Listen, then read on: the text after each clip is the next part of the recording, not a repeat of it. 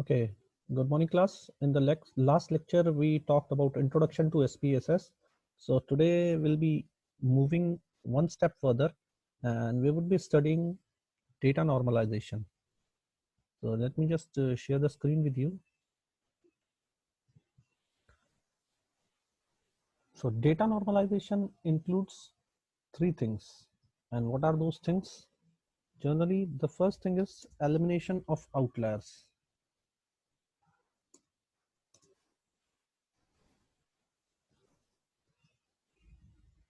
The second thing is checking skewness and kurtosis. And the third thing is test for normality, or you can say normality test.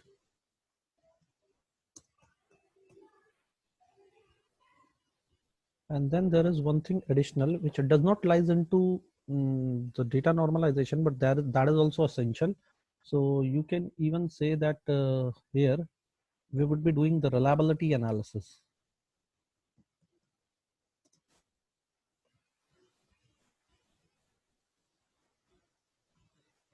Okay, so fine. So today we'll be talking about how to normalize the data under these three conditions, that is elimination of outliers, skewness and kurtosis, and then doing the normality test, and then we would be talking about the reliability analysis. Now, before moving further, let me tell you what are these things. Basically, elimination of outliers means any value that is an odd man out in a particular variable set. Let me explain you it with the help of an example. For example, I say that rate my teaching skills on a scale of 10, and in a class of, let's say, 100 students, 90% of the students are marking me, let's say, on a scale of 10, 10 being the best. It means 90% of the students are marking me 8, 9, 8, 9, 8, 9, 8, 9, and so on. So I am on a averagely, or the mean of my teaching skills would be somewhere between 8.5, somewhere near about that. It means it would be between 8 and 9. But an individual is, or 10 individuals are marking me as 2. So it is very far from the mean value. So if there is any value in the data set that is very far from the mean value of rest of the, you can say, data mean, then that particular value is called as an outlier. What is skewness and kurtosis? Basically, skewness and kurtosis stands for, let me explain you it with the help of a diagram, my dear. Whenever we draw a normal curve, so basically,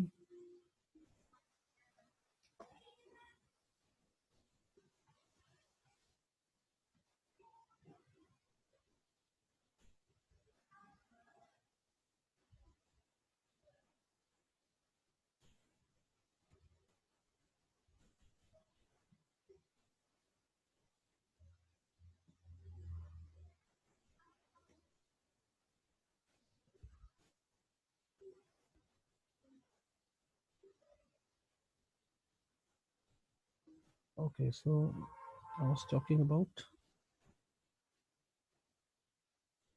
okay, so this is a whiteboard. So normally whenever we draw a normal curve, it forms a bell-shaped structure.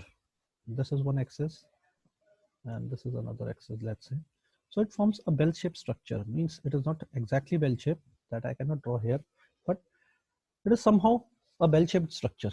But many of the times, whenever we are getting such a figure, which is not a bell-shaped, but rather it is a plateau or a mountain-shaped structure, this is called as a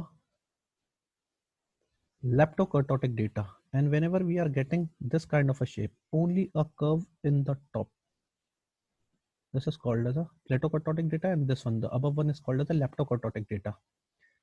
And whenever we are getting data that is skewed towards the left, it is called as negatively skewed data. And whenever it is skewed towards the right hand side, it is called as positively skewed data. So that should not happen. And the last is the normality test.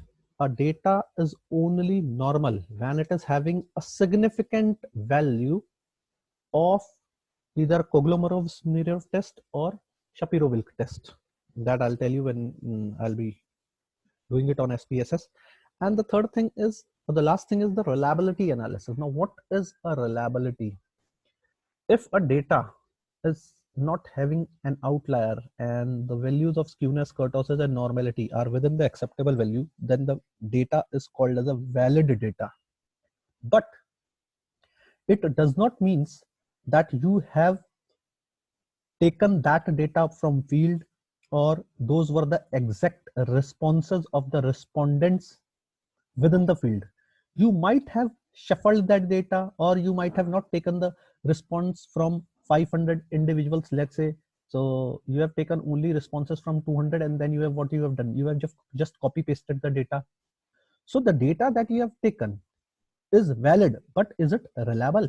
So for that we do another test. So just started with an SPSS. How do we do that? Let me share it with you. First of all, whenever we are doing something on SPSS, so for that we require a data. Now, from where will the data come from? So here I'll teach you how to bring the data into SPSS. Let me share it with you. How to jot down the data. So what do you do in order to gain any data from anywhere? Now what you can do, this is one Excel file that I'm having. I'll just copy paste the data.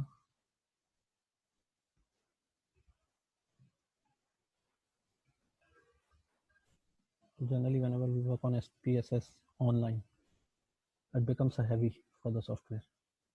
So here we are having 18 questions. So what I'll do, I'll just copy the data for 18 questions, and let's not make it a big data. Let's keep it short so that we can do analysis properly. Let's take it for 50 values. Let's say. So I have Control C, and this is Control V. So this is also one thing that if you don't want to define the variables, you can directly incorporate data into SPSS. Just copy data, or first of all jot down the data in the Excel file and then copy it directly into the data view. So I'm showing it to you.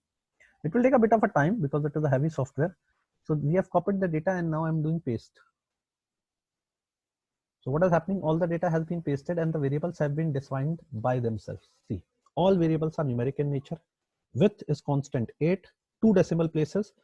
And if you want to give them labels, you can give. Values are none, missings are none, columns are 8, all right aligned.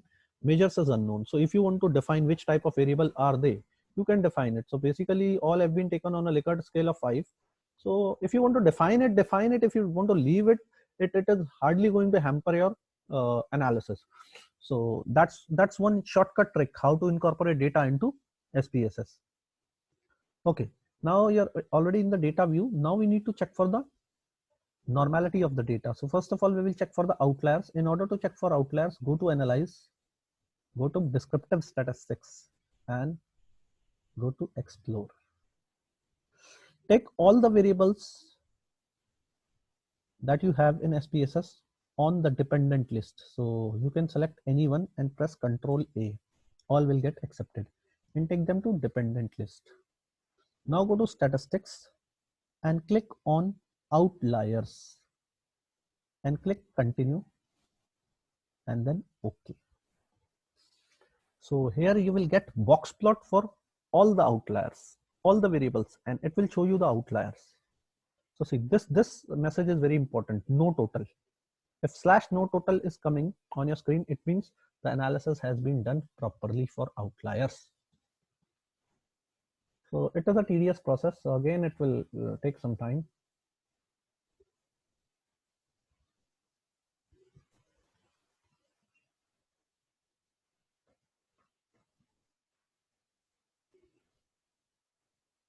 See here also it is showing that plot, box plots has been created and stem and leaf diagram has been created.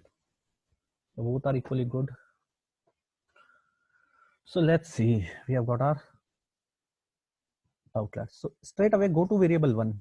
No need to look descriptive statistics, active data set, case processing summary. This is of no use while eliminating outliers. Go to box plot of variable one. See this. This does not contains an outlier. Rather, this is a data which was already with me. So obviously it won't be containing any outliers because I've already normalized the data. But let's change the data a bit, and let's say what will happen. Let's say if each and everyone is inputting a data, and this is let's say a very big value. Let's enter a very big value. Let's say someone has entered by mistake 9. Okay, although it is not that much big, but still okay, 90, let's say. Now again run the analysis. Go to descriptive statistics, go to explore. And one thing is good about SPSS, once you have performed all the steps that we have taken all the variables in the previous analysis, we have taken all the variables on the dependent list, and we have already checked for the outliers. So if you don't close SPSS, then the previous analysis is already inbuilt in SPSS and it gets saved. So straight away press OK, and it will perform another outlier test for you. So we had changed the value, we had fudged with the data, and we have changed one value from 5 to 90. So let's see what will be the effect of that false value on SPSS and how does it shows us the outlier and how to eliminate it. So that was in variable one. So just go to the box plot and see. This is the 12th value, which is being shown as star. And let's check which value did we change. Yes, we changed the 12th value. So this is how SPSS will show you an outlier. That the 12th value is an outlier, so you need to eliminate the outlier immediately.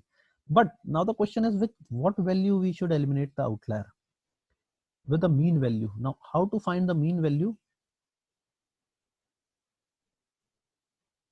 The bold row within box plot will show you the mean value. So it is somewhere 0 to 20. Half would be here 10, and it is half of that, so 5. So it is telling you that the actual value would have been 5. Means 1/4 of 20. So it was the actual value has to be 5. So you have incorporated it, you have substituted with the help of the mean value, and again you explore the values and you'll get the corrected measure of variable 1. So this is how you need to check in each and every variable. You are having approximately 17 variables you are having, so you need to check the box plot each and every variable. So let's quickly check it. Variable 1 we have already done. Variable 2 no outlier. Variable 3 none. 4 none. 5th none. Just check the box plot and nothing else. Variable 6, variable 7, variable 8, 9, 10, 11, 16, and this one is the 17th. I hope there are no more outliers in this data set. So that's how you measure, or that's how you eliminate outliers. Now let's check whether the skewness and kurtosis are in the acceptable range or not. Just go to descriptives and see. Here you will find skewness and kurtosis.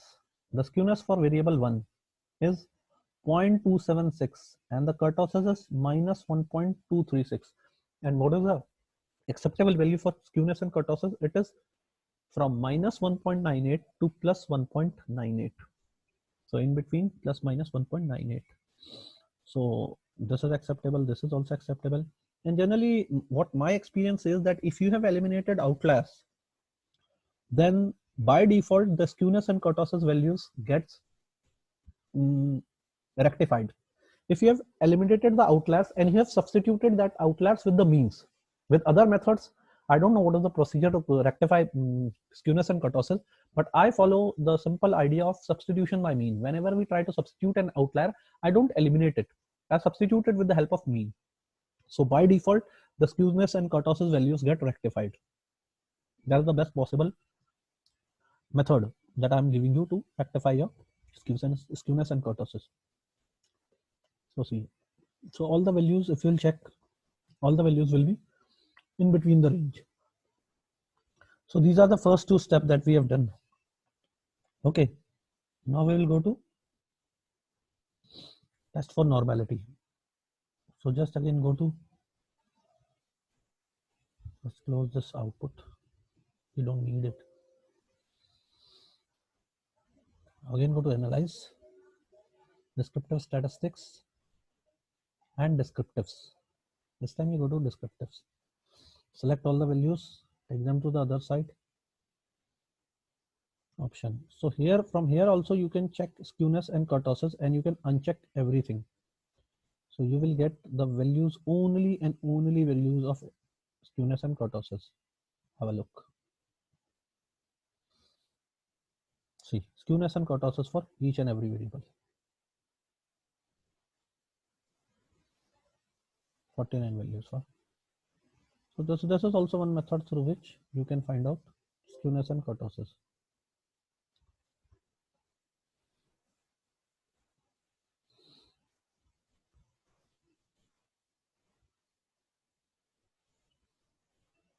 From here also you can find skewness and kurtosis. So there are various methods through which you can do one thing again and again. Now I'll tell you about reliability analysis. In order to compare the reliability analysis, you need to find out one value that is called as Cronbach alpha. In order to do that, you just go to scale and go to reliability analysis. Take all the values on the item side and just press, although you can go to statistics, but there is nothing. Yeah, you can check on scale if item deleted. Okay, and click continue and press OK. This is the value of Cronbach alpha, and see, it is not acceptable, not at all acceptable. It is minus 0.421. So the accepted value of Cronbach alpha is, it should be at least 0.5. In between 0.5 to 0.95 is the acceptable value. The much closer it is to 0.95, the much better the data is. So this is violating. See, it is also even saying the value is negative due to a negative average covariance among items. This violates reliability model assumptions. You may want to check item codings. Okay, so something is wrong. So it is even saying you scale variance if item deleted. If you delete the first variable, your Cronbach alpha will come to be this much. So nowhere the Cronbach alpha comes out to be good. Only if you eliminate the 17th variable, the Cronbach alpha will come to 0.072. Still not at all acceptable, but still it is putting some impact. So that is because I have taken a small data, but this is how you check for the reliability analysis. The value is not important, but you should know how to go for it.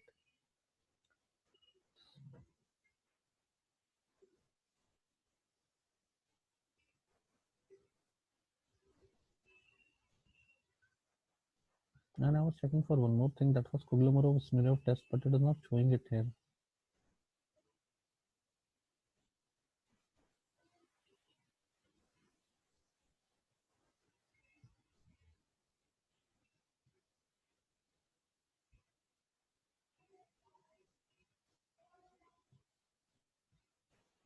Yeah, this is where normality plots with the test.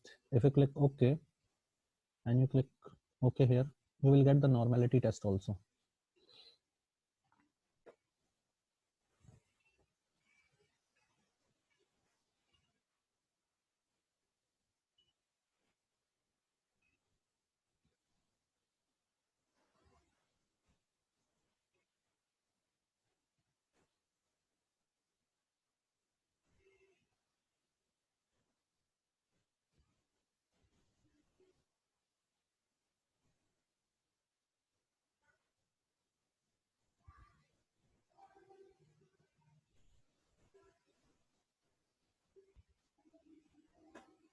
It is taking a bit of a time, but that's okay, acceptable.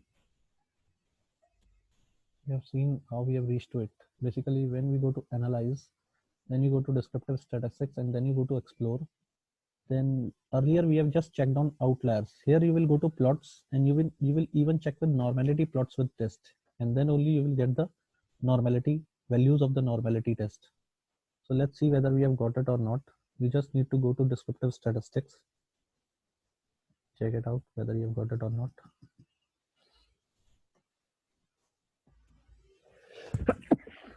See, here there are tests of normality. So there are two values. One is Koglomorov-Smirnov test and the other is the Shapiro-Wilk test.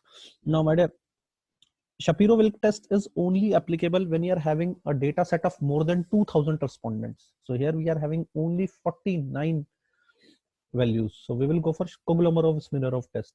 And the significant value should be less than 0.05. So you can see that every value is less than 0.05. So this is basically a little bit normalized data. The only problem is with the uh, uh, reliability of the data. That is because I've only taken 49 respondents. If I'll take whole 500 respondents, so SPSS is going to take time, but that is a normal data. I know because I have already done analysis on that particular data. So that is how we try to find for the outliers, skewness, kurtosis, normality, and reliability. So that is how you clean a data. So this was all about from my side on data cleaning. Thank you very much.